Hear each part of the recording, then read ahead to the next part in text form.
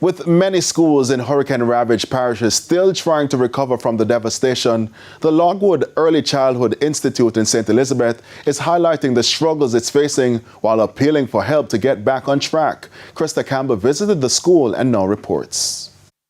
Among the ruins of a church in Black River, St. Elizabeth, sits the Logwood Early Childhood Institute. Our school has been battered.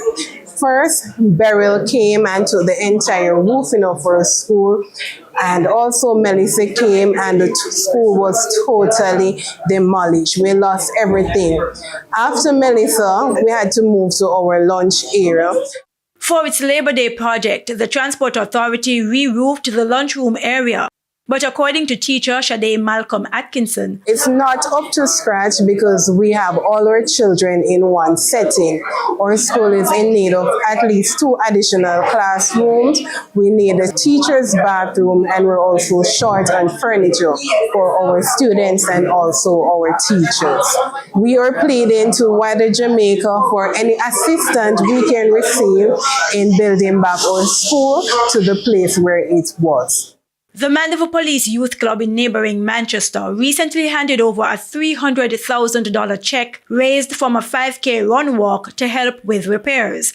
And for the teachers, that can't happen soon enough. Whenever it starts to rain, they get emotional, they want to go home.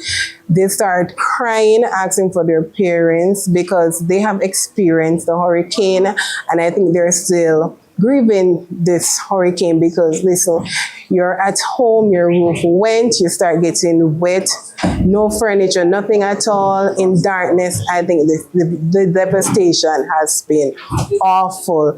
Us as teachers, it has been very terrible. Many days we have to get buckets to catch water at school. We have to move out. Sometimes we have to just close school because we cannot have the children there because they will get sick. From 40 students before Hurricane Beryl in 2024 to 35 before Hurricane Melissa in 2025, the school's population has been dwindling as parents move their kids elsewhere that can better accommodate them. The school now has 26 students, all packed inside a small classroom with hardly any fans. And with the heat so unforgiving on the outside, inside, it's much worse.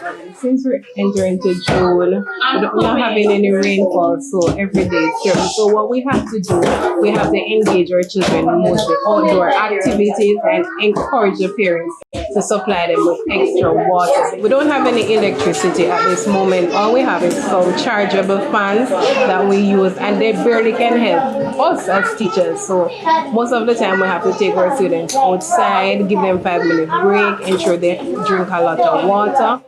Despite their own struggles, the school still manages to house an additional 12 grade 1 students from the nearby Black River Primary and Infant School as that institution undergoes massive repairs. Krista Campbell, TVJ News.